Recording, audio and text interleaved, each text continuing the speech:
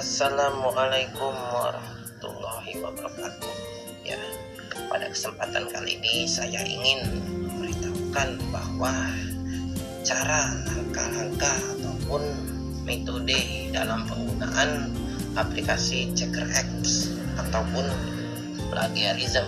Nah, langsung saja kita buka aplikasinya tersebut. Nah, kita tunggu loading beberapa saat. Jadi di sini saya ingin menjelaskan bahwa aplikasi plagiarism Checker X ini yaitu merupakan suatu aplikasi yang dapat memeriksa hasil tugas, baik itu yang dibuat dalam peserta didik ataupun mahasiswa. Nah, jadi plagiarism Checker X ini suatu hal atau hasil karangan orang lain yang dijiplaknya, istilahnya mengkopas kalau anak zaman sekarang itu membilangnya ya, yang dijadikan sebagai miliknya sendiri gitu, tanpa perizinan dari orang lain ataupun sumber orang lain. Nah, jadi dalam aplikasi ini terdapat pada menu-menu ya, ada dashboard, online plagiarism, side by side diferensi, bulk comparison, dan setting. Nah, jadi saya ingin menjelaskan di dalam aplikasi tersebut, yaitu pada online plagiarism terdapat konten yang berisikan suatu tulisan. Nah, ini tulisannya ini pada awal muncul seperti ini dalam bentuk bahasa Inggris. Nah, kemudian ada load dokumen, yaitu kita memilih file kita baik dalam bentuk Microsoft Word ataupun Excel. Nah, ini clear ini untuk menghapus bagian dari tulisan. Ya, mohon maaf suaranya agak bising, saya tinggal di pinggir pasar, mohon maaf sekali agak terganggu sedikit tadi, ada terkendala suara. Nah, jadi pada clear all ini yaitu berfungsi sebagai untuk menghapus sebuah tulisan. Saya klik, kemudian saya blok dulu, dan saya klik ya, di blok dulu baru diklik ini ya. Dan kemudian ada cek plagiarism. Nah, cek plagiarism ini berfungsi untuk melakukan suatu tulisan yang tadi kan bawaan aplikasi plagiarism Checker X. Nah, jadi saya ingin memilih tulisannya tersebut dalam file ini. Nah, kemudian dalam file ini saya pilih contoh, yaitu tugas kepemimpinan agung. Ya, ini dia.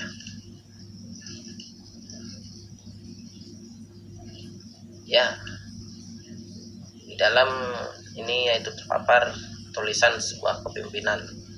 Nah, jelasannya yaitu kepemimpinan adalah sebuah kemampuan atau kesempatan di dalam diri seseorang untuk memimpin dan mempengaruhi orang lain dalam hal bekerja, di mana tujuannya tersebut adalah untuk mencapai yang telah ditentukan. Nah, di sini terdapat 140 kata. Apakah bisa kita cek dulu? Maka kita cek dulu ya. Ya, ternyata maksimal 120 kata. Ini merupakan suatu batas dalam aplikasi ini.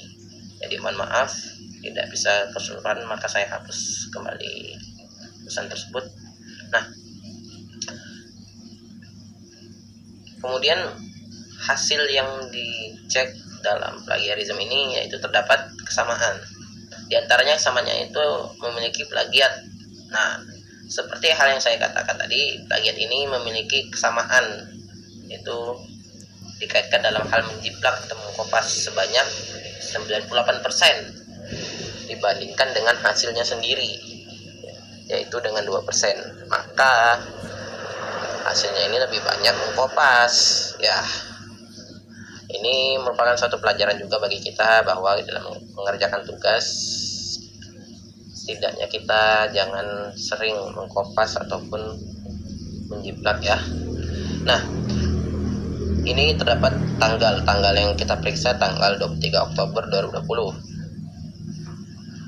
Terdapat kata 107 kata pada Microsoft Word dan total keseluruhannya 109 kata.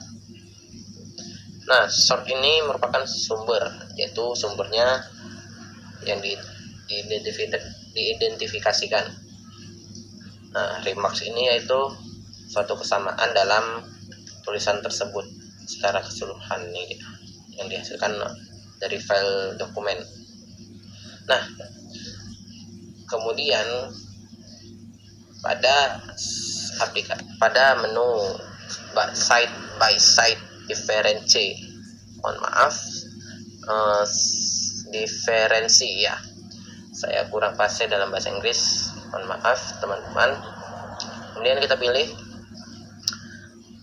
pada menu tersebut, yaitu terdapat source dan target. Nah, source ini merupakan sumber dan target. Nah, jadi pada menu tersebut yaitu untuk mengetahui tulisan dalam bentuk artikel. Nah, jadi bahwa kita dapat memeriksa dalam suatu tulisan artikel tersebut pada penulisan karya ilmiah.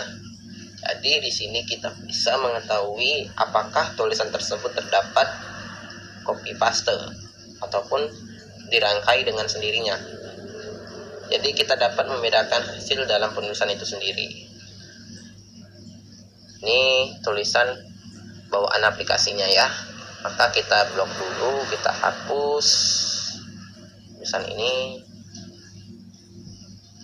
Iya, yang ini juga hapus. Nah, kemudian kita pilih dokumen ini, dan saya pilih contoh mata kuliah kepemimpinan, yaitu dengan jurnal 1. Nah, dia dengan jurnal 1. Sedangkan target saya pilih dengan mata kuliah kepemimpinan juga, yaitu kepemimpinan pada jurnal 2. Nah, saya kaitkan dengan dua hal ini, yaitu mengecek plagiarisme.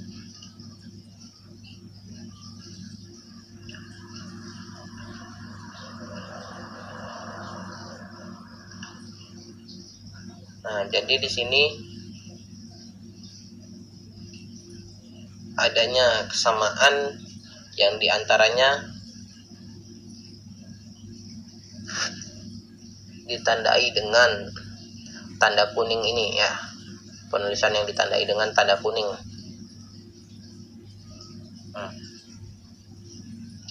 Ya, itulah tadi hasil yang pada menu tersebut kita dapat membedakan. Nah, dalam expert result ini yaitu hasil yang dicek dalam plagiarisme ini. Kemudian adanya bug comparison, yaitu bug comparison ini memiliki group comparison atau compare to group of document. Nah, ini merupakan suatu perbandingan kelompok ataupun membandingkan dua dokumen tersebut. Mohon maaf ya, dua dokumen tersebut diantaranya ini A dan B. Ya, ini pun sama saja cross check, yaitu membandingkan dua file dokumen tersebut. Nah, jadi selanjutnya saya ingin menjelaskan tentang menu pada setting. Nah, jadi setting ini untuk mengatur pengaturan dalam aplikasi plagiarism checker X ini. Kemudian ada dashboard, di mana dashboard ini tercantum bahwa hasil-hasil yang dilakukan dalam pengecekan plagiarism ini. Nah, inilah tampilan dashboard untuk mengetahui berapa banyak yang dihasilkan dalam pembuatan tulisan tersebut. Baik, itu saja penjelasan saya mengenai cara-cara dalam penggunaan aplikasi Checker X ataupun plagiarism Checker X. Baik, terima kasih. Saya ucapkan Assalamualaikum warahmatullahi wabarakatuh.